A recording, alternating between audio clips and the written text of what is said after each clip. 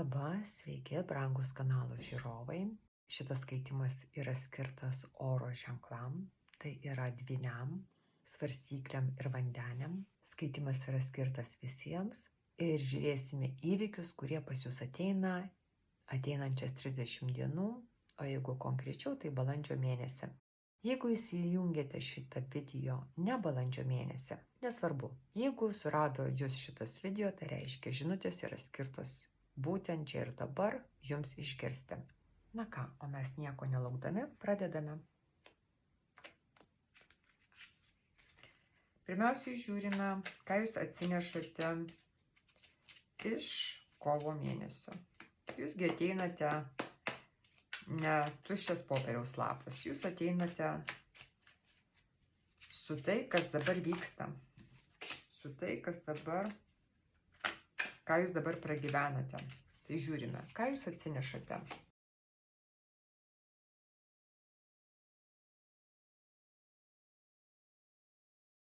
Jums krentanti pirmoji orakulinė korta, tai yra antras namas, jautis Veneroje, kuris šneka, kad situacija, kuri yra ateinanti iš praeities, iš kovo mėnesio bent jau tikrai, jeigu ne iš anksčiau, jinai jūs vėl ir vėl verčia apmastyti, koks yra jūsų požiūris į pinigus.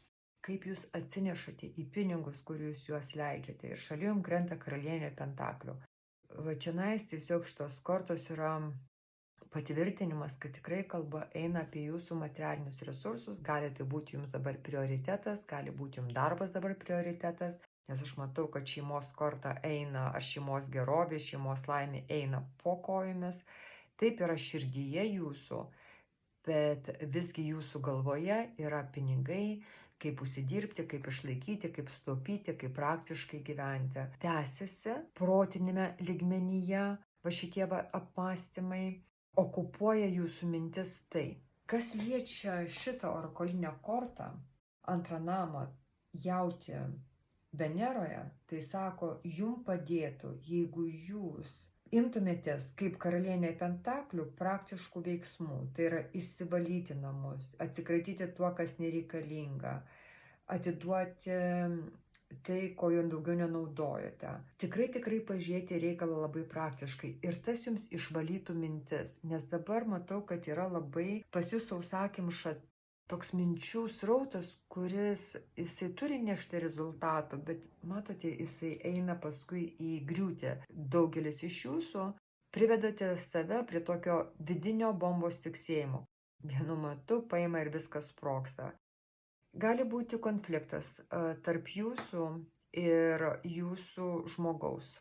Jums krenta karalius lazdų. Aistringas, temperamentingas, tai jeigu jūs prie reikalo, jeigu jūs esate karalienė pentaklių, bent jau ateinančias 30 dienų jūs niekur neskubėsite su savo sprendimais, sustosite ir labai gerai apgalvosite, ar jums naudinga. Karalienė pentaklių, matote, jinai turi tą pentaklį rankoje, jinai žiūri į praeitį. Šiuo atveju žiūrite savo materialinius resursus, kaip permastote, ką jūs turite, ką jūs sutaupite ir kaip viską panaudoti ar nepanaudoti, ar dar laikyti. Tai toks yra susimąstymas, apmąstymas, bet daugiau ir praktiškumas, nesišvaistimas, ne ekstravagancijai, o viskas yra namam, šeimai, dėl to, kad reikia, dėl to, kad yra dabar tas būtina daryti. Kadangi jums krenta bokštas tarp jūsų ir žmogaus jūsų, nežinau, kas tas žmogus yra, rodo šalia jo antra sakralinė čakra, tai yra kalba apie troškimus, norus, užgaidas, aš noriu, aš geidžiu, aš trokštu, aš padarysiu tai, ko noriu, arba aš priversiu, kad kiti patenkintų mano aistras ir jausmus ir geismus ir norus. Toks jau yra tas karalius, o dar patvirtina tą antroji čakra. Antroji čakra stimuliuoja mūsų kūrybingumą, seksualumą, troškimus, geismus, norus. Ir pas tą žmogų dabar jinai labai sustimuliuota. Bet matote, ir va šita linija yra jūsų ateinančio laikotarpio proto zona, kuri šneka, kad kažkoks įvyksta pasikeitimas labai didelis, arba labai didelis konfliktas, kuris pribrendo ir atėjo tam laikas dabar jums išsisakyti, išsilieti. išsireikšti. Arba tiesiog eiti skirtingais keliais. Taip pat gali būti. Bet čia dar po kol kas jūsų galvoje. Jūs dar, aš nežinau, bet veiksmas rodo, nieko nedarote apart pergyvenimo. Bet čia jau vėliau prieisime. Bet po kol kas, man rodo, jūsų mintis yra apie tai ateinantį laikotarpį arba toks bręstantis konfliktas, tai reiškia, kad jūsų mintis bus labai sustimuliuotos, išlaikyti tai, ką turite, saugoti tai, ką turite, labai būti praktiška realistė, galvoti apie savo saugumą arba savo vaikų saugumą, o žmogus galvos, vėlgi, čia karalius, taip, bet jeigu vyrai žiūri, taip sikeiskite, čia gali būti ir kita moteris.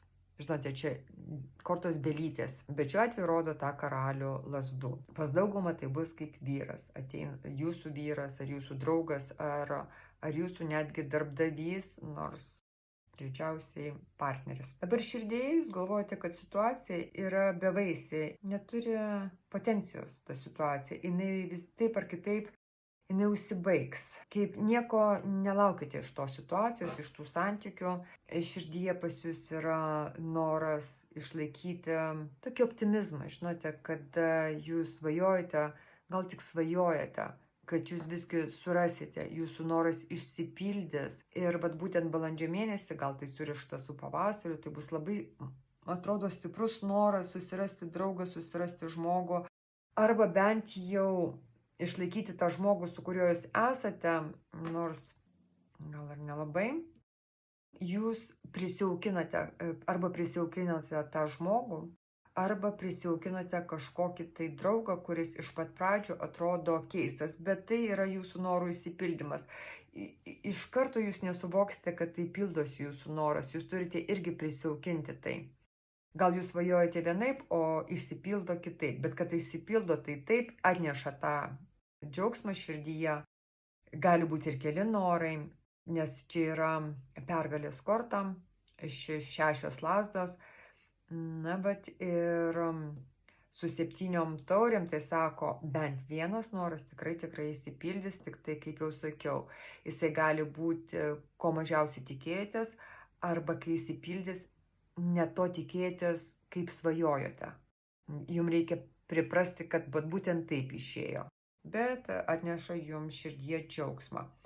Dabar, kas liečia jūsų veiksmą, rodo, kad gal situacija yra, kodėl dabar eina tas konfliktas ar išsiskyrimas, ar kas čia bebūtų, ar tas minčių toksai perversmas, kur jūs galvojate vienaip, paskui pradedate galvoti apie kitaip, netgi gali būti apie tą patį žmogų, gal mylėjote, o dabar jau nebemylite, ir tai viskas įvyksta labai drastiškai ir staigiai. Dabar, kas liečia veiksmą, arčiau kovo mėnesio, jūs gal jau ne vieną mėnesį kovojate su savo vidiniais demonais, nes jūs suprantate, kad arba jūs einate į santykius, kurie jums nei sveikata, arba jums širdis duota žinoti, kad jai skauda, jūs turite tą širdgėlą, tą nuoskaudą širdies, jausmai yra nepatenkinti, nepripildyti ir yra tokia kaip deganti širdis. Ir čia sako, nesveiki santykiai, reiškia santykiai, kurie neina į sveikatą. Ir čia tas stiprybės kortas savo valia, čia yra veiksmo zona, mes žiūrime tai, bet kas liečia veiksmą, jūs galite truputį atšalti, nutolti nuo visų, eiti į save, nes jums reikia arba išsigydyti save, arba sustiprinti save, arba paprasčiausiai išsiaiškinti savo, ką jūs galite daryti tuo klausimu. Vat būtent šita situacija ir va šitas mėnuo bus jums labai svarbus, gyvybiškai svarbus. Aš pamiršau dar pasakyti, jums gyvybiškai yra svarbu pinigai ir saugumas. Šitam žmogui gyvybiškai svarbu yra jo interesai, jo troškimai, jo geismai. Gali būti net, kad žmogus paprasčiausiai labai seksualus ir, žinote, šita čakra jinai tiek aktyvi, kad nublankina visus kitus gyvenimo aspektus. Dabar vėlgi grįžtų prie jūsų veiksmo. Jums ir patarimas yra nustoti pergyventi ir jums korta krenta 9 kardai, dėl to, kad tas bokštas taip įvyksta, dėl to, kad kaip jau sakiau, kažkas taigi netikėtai, kažkoks perversmas gyvenime, kažkas tai vat buvo ir nėra. Arba su griausmais ateina ir dabar jums reikia išsiaiškinti, kodėl tie griuvėsiai prieš jūsų akis, kas čia įvyko. Nežiūrint to, tai nebus tragiškas, blogas dalykas. Bet vat yra kažkoks tai jūsų vidinis, vat jėga jūsų panaudota daugiau pergyventi. Nutolstate, nueinate į save, kad turėtumėte daugiau laiko, daugiau energijos viską į tą pergyvenimą nuvesti. Per daug svarstote, per daug galvojate, nes kardai. Tai viską norite protų savo išsiaiškinti. Ir taip pat šalia stovinti karalienė taurių, 9 kardai, tai sako, bandysite ir tuos jausmus kažkaip tai. Ai, taip, taigi jūs oro ženklai. Supratau, oro ženklai gali save pastatyti į žiūrovo poziciją, kaip atitolti nuo situacijos ir netgi analizuoti savo skausmą. Neišjausti jį, o jį analizuoti. Kaip chirurgas, kaip padėjęs, žinot, padaręs skrodimą ar pjūvį su skarperiu. Bet jūs taip širdį savo atidarote ir protų jį analizuojate. O kodėl man skauda, kur man čia skauda? Neišgyventi tą skausmą, bet greitai jį nukelti į protą, nes oro ženklam taip yra lengviau. Jiems sunku būti širdyje.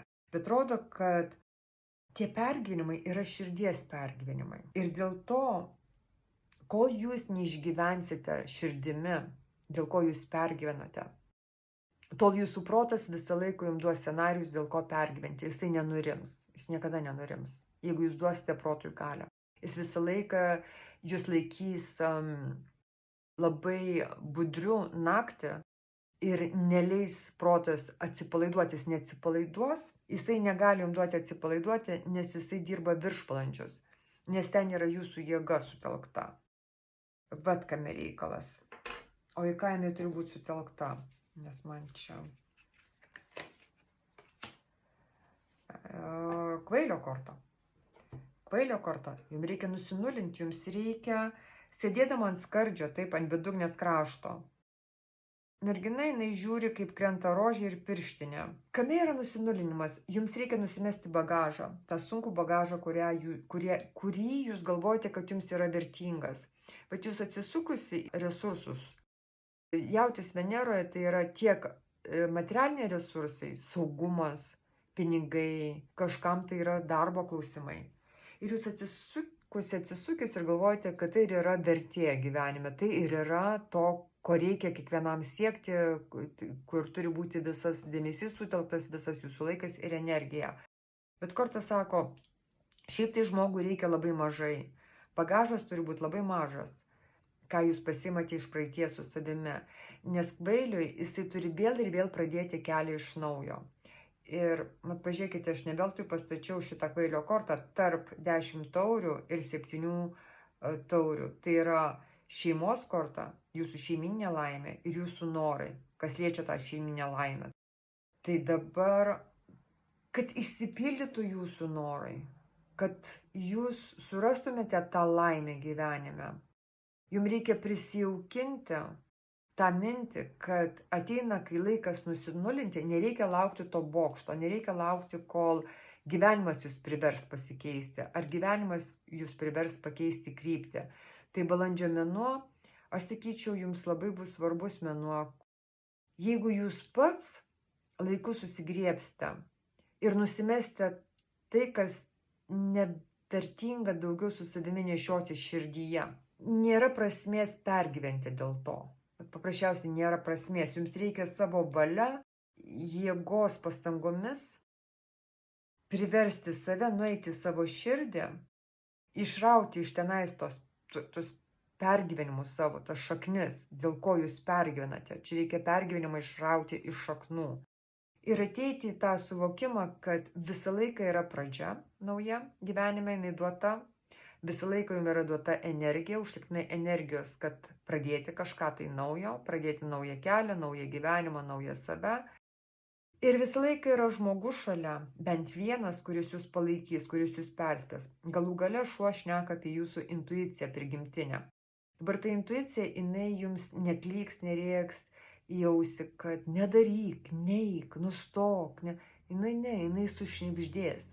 Jinai jums pasakys labai labai tyliai.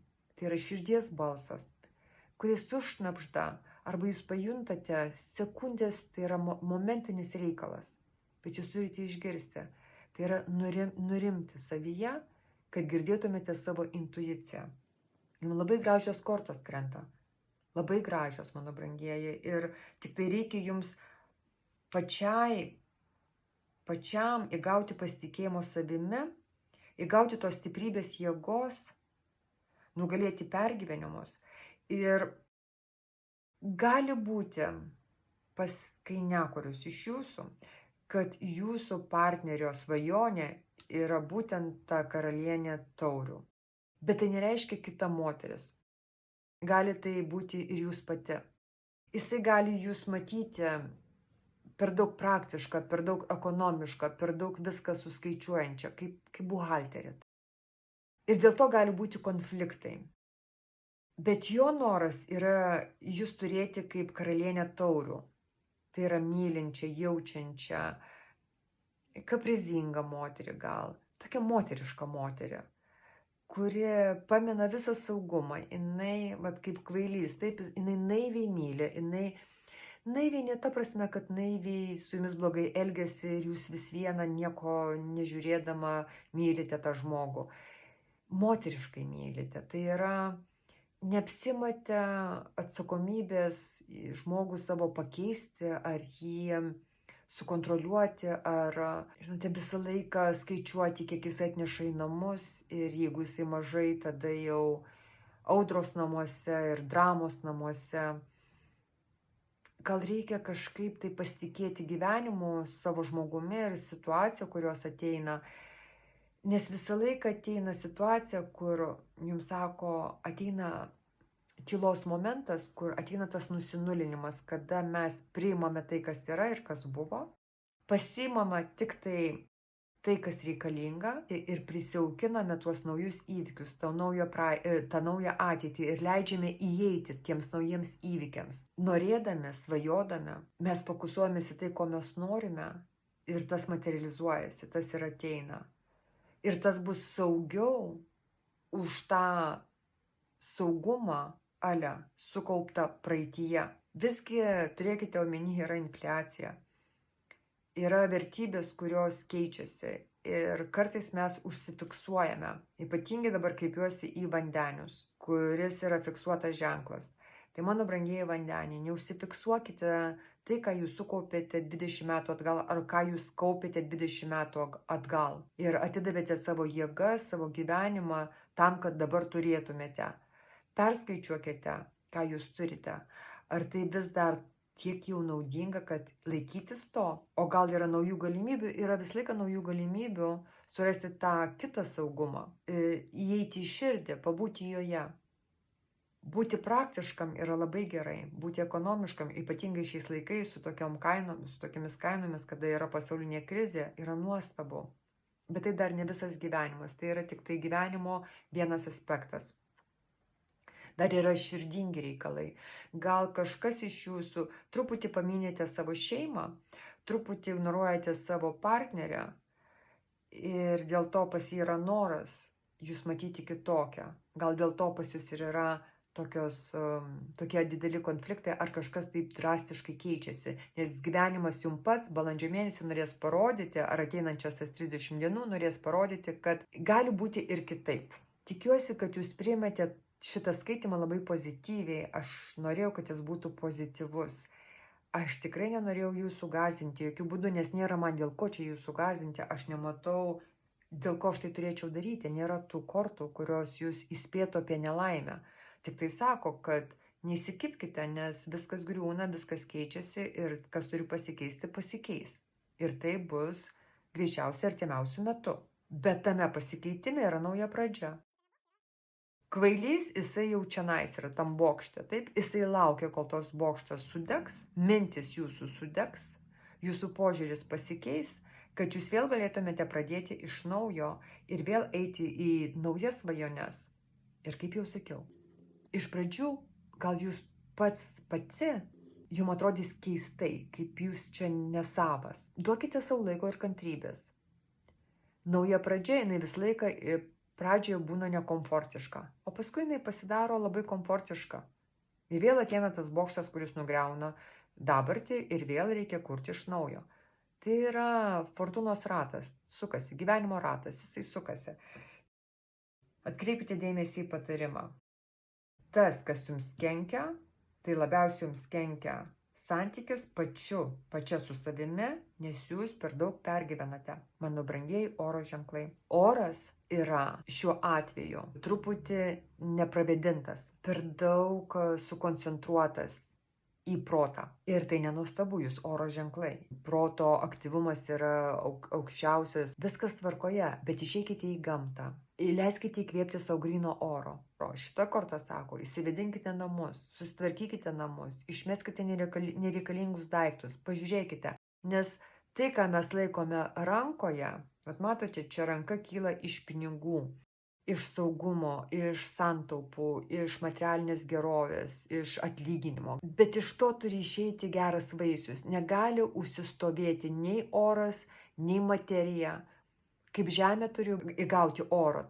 Jautės žemė Veneroje. Reiškia, jūs turite į tai, ką sukaupę, dabar įnešti oro. Tai tiek, mano brangieji. Ačiū Jums labai, ačiū už Jūsų dėmesį. Ir linkiu Jums pačio geriausio mėnesio, gražaus pavasario linkiu daug meilės Jums. Kaip tas plunksnelės, neleiskite sielai apsunkti. Tegul jinai būna lengva kaip plunksnelė. Iki kito malonaus. Čiau, čiau.